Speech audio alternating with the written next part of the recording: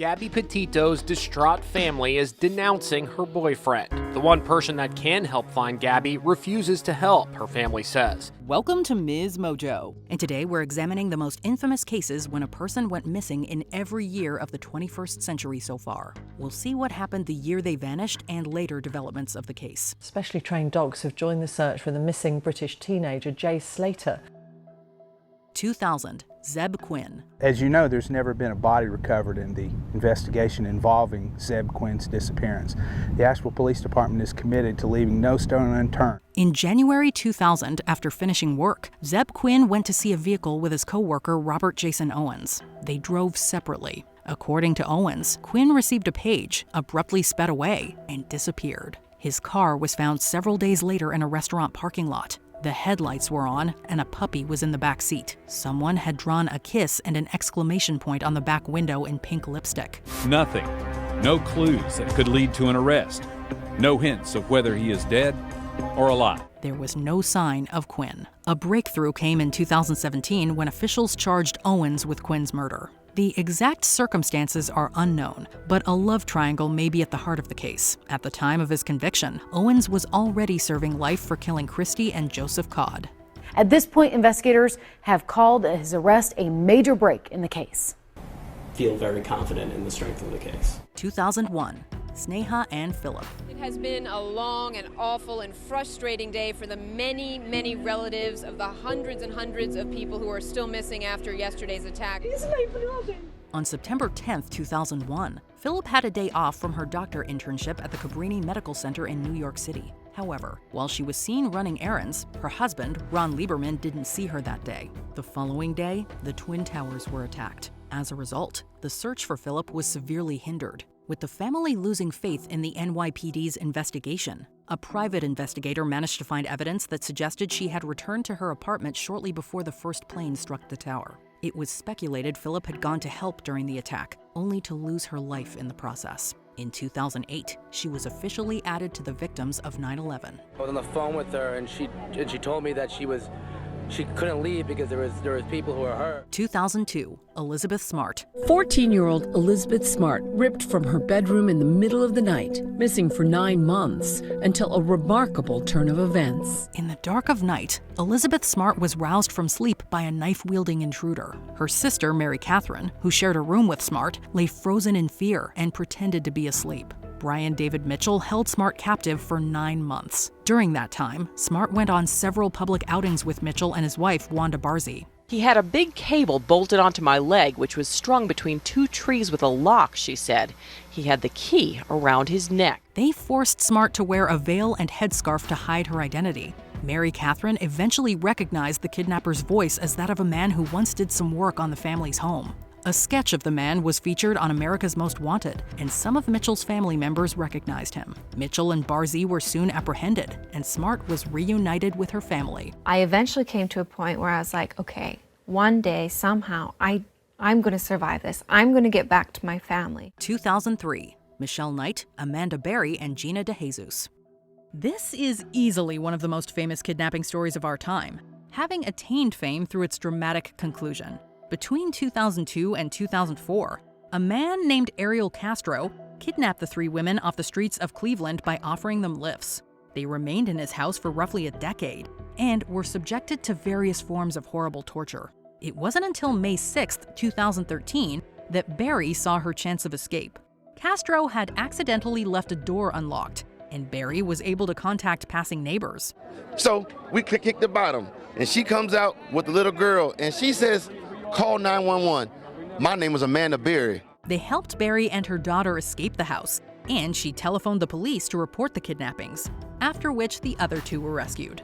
Castro was arrested that same day, and he would later take his own life in his detention cell. I spent 11 years in hell. Now your hell is just beginning. 2004, Timothy Carney. A young New Jersey man named Timothy Carney went missing in September of 2004 after calling his employer and telling him that he would be late for work. That night, Carney's empty vehicle was discovered near Newark. His parents searched years for their son, and he was finally found safe on September 23, 2011, nearly 7 full years from the day he disappeared. Unfortunately, not much information was given regarding his situation. Carney's parents believe that he was influenced by a religious organization known as the Gospel Outreach to abandon all contact with his family. 2005, Natalee Holloway. It's the bombshell breakthrough in a 12-year mystery. The disappearance of Natalee Holloway, the 18-year-old who vanished while on a high school graduation trip to Aruba. After graduating from high school in Mountain Brook, Alabama, Holloway and 124 classmates went to Aruba to celebrate in 2005. Hours before she was due to return home, she got in the car of Dutch national and Aruba resident Joran van der Sloot, along with his 2 friends. Holloway was not seen again. I remember seeing Natalee in a white car, driving away. The window was rolled down so we could see it was her in the back of the car. Van der Sloot and his friends claimed they dropped her off at her hotel and didn't know what happened to her. With a lack of evidence in 2012, Holloway was officially declared dead. In 2023, while in prison for murdering Stephanie Flores Ramirez, van der Sloot was extradited to the U.S. to face charges to fraud related to Holloway. During this, he confessed to taking her life. 2006, Brian Shaffer. What happened to Brian Shaffer? In 2006, Shaffer met with his father Randy at a restaurant in Columbus, Ohio for a bittersweet dinner. While celebrating the start of spring break, it was only 4 weeks since his mother passed away from cancer. Afterward, the Ohio State University medical student went bar hopping with his friends. However, while at the Ugly Tuna Saloona, Shaffer's friends waited for him outside, only for him to not be seen again. A young medical student last seen going up this escalator to a popular campus area bar, but video never showed him leaving. CCTV footage showed him at the bar in the early hours talking to 2 women. However, there was no video of him leaving the venue and no clue of his whereabouts to this day. His father passed away in 2008 due to an accident in a storm. 2007, Madeleine McCann. Tonight, Madeleine's parents, Jerry and Kate, are still waiting desperately for news. In 2007, Kate and Jerry McCann took their 3 children on holiday in Lagos, Portugal, alongside friends and their kids. One evening, the British parents left their children asleep in the apartment and met with their friends at a nearby restaurant. When they returned an hour and a half later, Madeleine was gone. One of the most infamous missing person cases in the UK, there was intense speculation that Kate and Jerry were involved in covering up Madeleine's demise. However, other theories involved reports of a man being seen carrying a child that evening. And the question now preoccupying police is, did somebody break in? And if so, how did they get through this type of shutter? The McCanns strongly believe an assailant took Madeleine. While German police publicly named a suspect in 2020, he has yet to be formally charged for Madeleine's disappearance. 2008, Brandon Swanson. Celebrating the end of the spring semester at the Minnesota West Community and Technical College in May 2008, Swanson left a party and drove home. He'd been drinking, but according to witnesses, not enough to be intoxicated. He crashed into a ditch in the early hours and escaped uninjured. Swanson called his parents, who drove out to pick him up. After struggling to find each other, despite talking on the phone throughout, Swanson suggested meeting his parents at a nearby bar. Suddenly, the student uttered an exclamation, and the line went dead. He hasn't been found since. His parents, who have left their porch light for their son, helped to instigate Brandon's Law in 2009, which sped up the search for missing adults in the state. 2009, Brittanee Drexel. And then Brittanee says, "Okay, Mom, I'll see you tomorrow. I love you."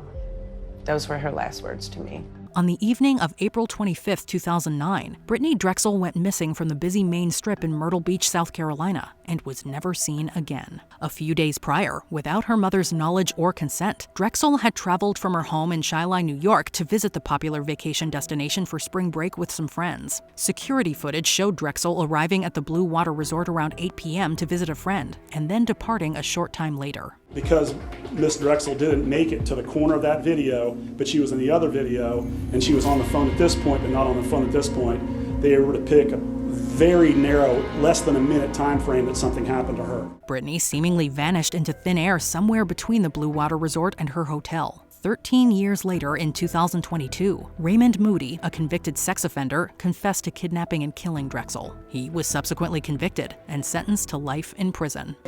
Today marks the beginning of a new chapter. The search for Brittanee is now a pursuit of Brittanee's justice. 2010, Amber Tuccaro. In 2010, Indigenous Canadian Tuccaro took her infant son and a friend for a short trip and booked a hotel in Nisku, Alberta. One evening, to get to nearby Edmonton by herself, she hitchhiked and got in the car of an unidentified man. While in the vehicle, Tuccaro got a phone call. During it, the man can be heard talking as Tuccaro mentioned he better not be driving somewhere she doesn't want to go. You better not be taking me anywhere I don't want to go. I want to go into the city. She then vanished. In 2012, Tuccaro's remains were found in Leduc County. Tuccaro's family has heavily criticized the cops for their response to the investigation involving an Indigenous woman. In 2019, they apologized for how they handled the case. Tuccaro's family is still looking for the driver. Now, her only hope is that someone out there recognizes the voice and has the courage to speak up. 2011, Lauren Spierer. It's been more than 10 years since the disappearance of IU student Lauren Spierer. In 2011, Spierer went out with her friends in Bloomington, Indiana. The Indiana University student was heavily intoxicated from substances and drinks, at one point leaving her shoes and phone at a bar. After briefly going back to a friend's apartment, Spierer left, intending to go home. She was last seen walking barefoot along the street. After her boyfriend got in touch with employees at the bar who had her phone, he reported her missing.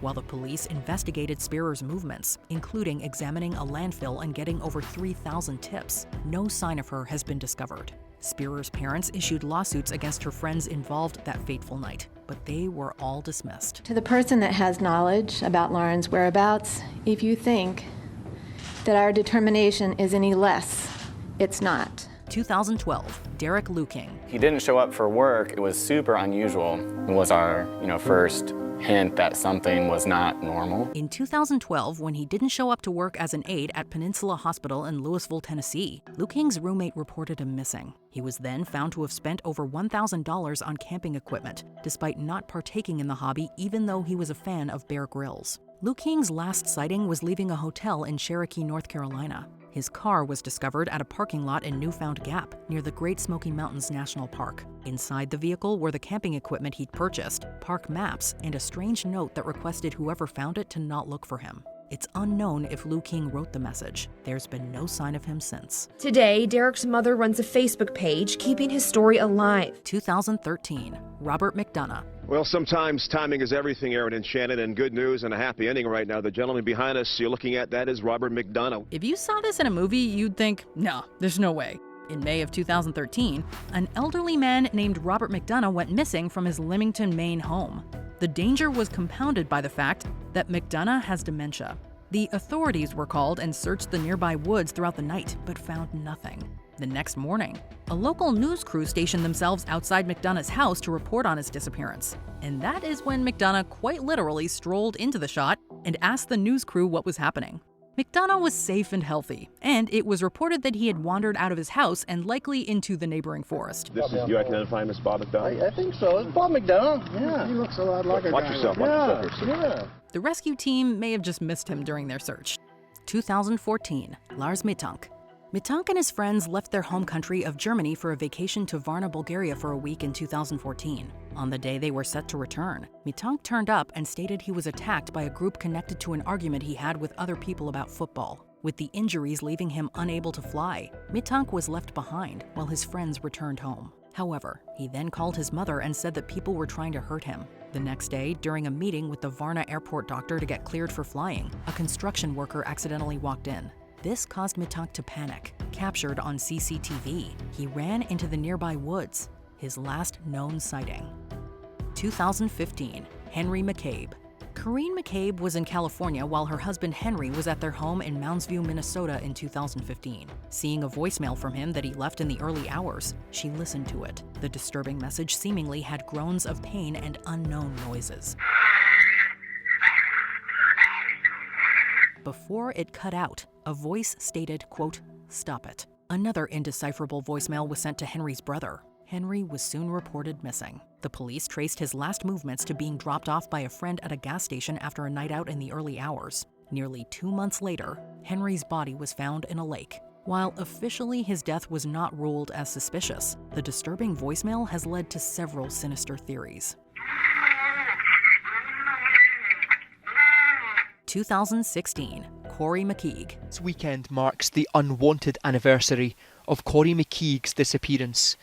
These grainy images the last glimpse of the RAF serviceman. McKeague was enjoying a night out in Bury St Edmunds, England in 2016, away from the Royal Air Force Base he was stationed at. While at a nightclub, he was asked to leave due to being heavily intoxicated. Separated from his friends, McKeague went to a takeout before CCTV captured him walking into a street that contained several wheelie bins. It's also believed he briefly fell asleep in a doorway. This was the last time McKeague was seen. The investigation discovered McKeague's phone was last detected at a landfill. Despite searching the area, no trace of him was found. It's believed McKeague had fallen into a bin and was crushed by a lorry as the content was taken to the landfill. I need to find Corrie, and I need to know how. There's no way I could carry on with the rest of my life, however that will be, without knowing that I've done everything that I can. I'm his mum. 2017, Bruno Borges. After spending several weeks writing books in 2017, Borges vanished from his home in Rio Branco, Acre, Brazil. When his bedroom at his parents' house was searched, 14 books he had written, a statue of philosopher Giordano Bruno, and encrypted messages were found within.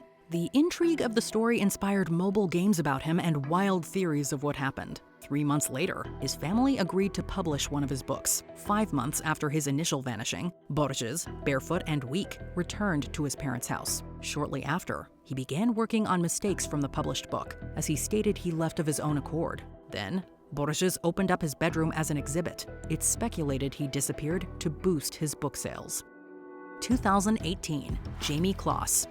In 2018, Jake Patterson invaded the Closs home in Barron, Wisconsin, armed with a shotgun. He fatally shot James and Denise Closs before abducting their daughter Jayme and taking her to his cabin in Gordon, Wisconsin. Patterson had become fixated on Closs after seeing her get off a school bus. 88 days later, Patterson put Closs under his bed before leaving home, assuming that she was too scared to escape. She seized the opportunity and fled, subsequently encountering a woman who recognized her from the news. Obviously, Jayme is under this tremendous fear and is using that fear in the beginning to keep her captive. I think for her, she just kept it together every day. She didn't know when she was going to get out or if she ever was going to. It must have taken everything inside her to just take that moment and run. It didn't take long for the cops to locate Patterson and extract a confession from him. He was sentenced to 2 life sentences without parole for the murders, plus 40 years for the kidnapping. 2019, Amanda Eller. Yoga teacher and physical therapist Amanda Eller decided to go for a hike through the Hawaiian wilderness. She never returned home, and her boyfriend quickly reported her missing. Her vehicle was found abandoned near Maui's Kahakapau Trail, but there were no signs of Eller. She had accidentally wandered off the trail and found herself in the middle of the remote wilderness. When it was obvious that help wasn't coming, she was forced to live off wild plants, berries, and rainwater. After over 2 long and grueling weeks, Eller was finally located by a search party and rescued via helicopter. The last 17 days of my life have been the toughest days of my life. And it's been a really significant spiritual journey. She was in surprisingly good condition and was treated at a local hospital for a fractured leg. I'm just a girl that got lost in the woods, and you guys showed up hard. This is true aloha. 2020, Mazen Al-Hamada. For Syrians who wanted a different kind of country, Mazen Al-Hamada embodied the cause. In 2012, Hamada was arrested in his home country of Syria for attempting to smuggle baby formula into Damascus. He was a victim of terrible abuse that forced him to confess to various crimes. In 2013, upon finally being released, Hamada sought refuge in the Netherlands. Here, he spoke out about what he endured. In 2020, Hamada returned to Syria to help people. Instead, as soon as he arrived in the country, Hamada was arrested before he vanished. In 2024, once Bashar al-Assad's rule of Syria was overthrown, the truth about what happened to Hamada was discovered when the activist's body was identified. After experiencing further abuse, it's believed he was murdered shortly before the fall of Damascus. The street version of a state funeral, something Bashar al-Assad will never get. 2021. Gabby Petito. Gabby Petito's distraught family is denouncing her boyfriend. The one person that can help find Gabby refuses to help, her family says. After saving money to pursue her dream, Petito and her partner Brian Laundrie went traveling across the U.S. in 2021. They planned to document their van life online.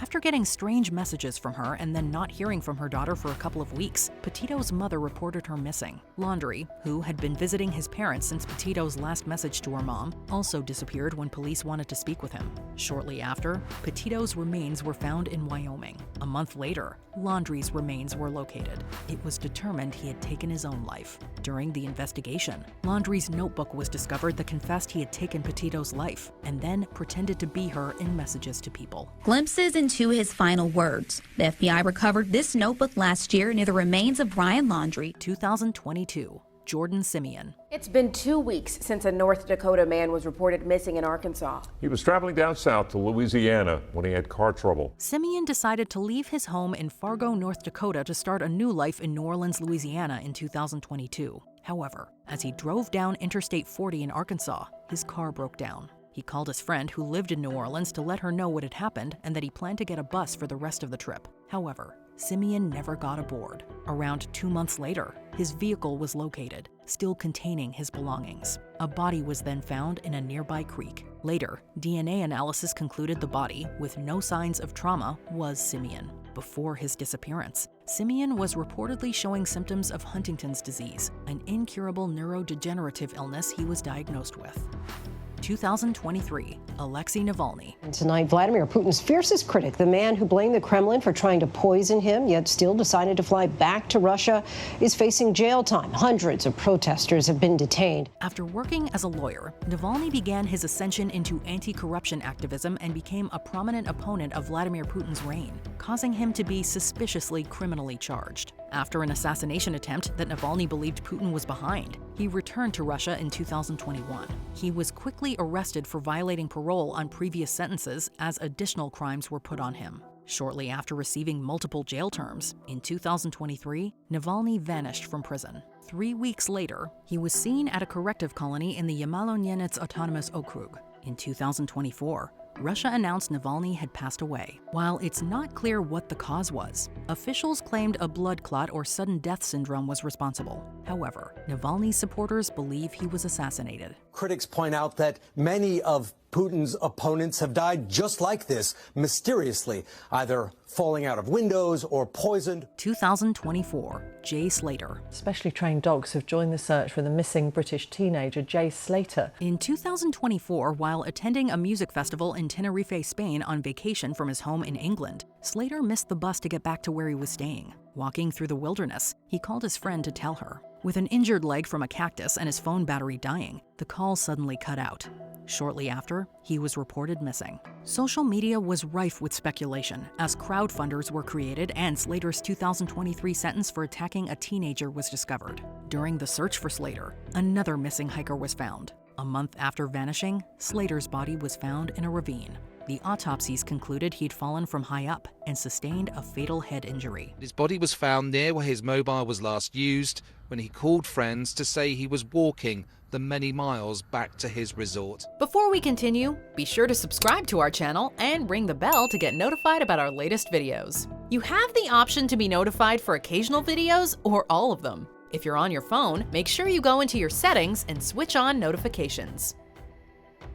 2025, Clinton Bonnell. It's a horrific case. Breaking now, the search for a missing Green Beret in Cumberland County. Authorities executing a search warrant at the home of 50-year-old Clinton Bonnell. On January 27, 2025, retired Green Beret Clinton Bonnell seemingly dropped off the face of the earth. His wife, Shayna Cloud, quickly reached out to her sister to raise concerns that she hadn't heard from him in days, assuming he had run off with his new girlfriend. However, it wasn't Shayna who would ultimately report him missing. It was his new fling. So 7:53, he pulled into his driveway last night, and then I heard my last text from him.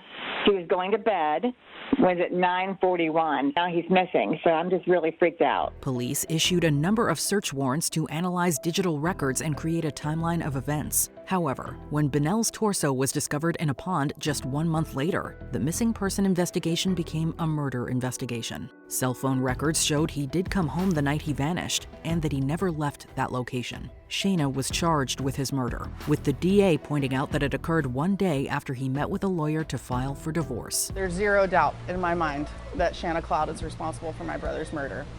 Not just the facts that have been shared at her hearing, but things that I know that she told me specifically, things that I know about my brother. What was the biggest missing person case the year you were born? Let us know below.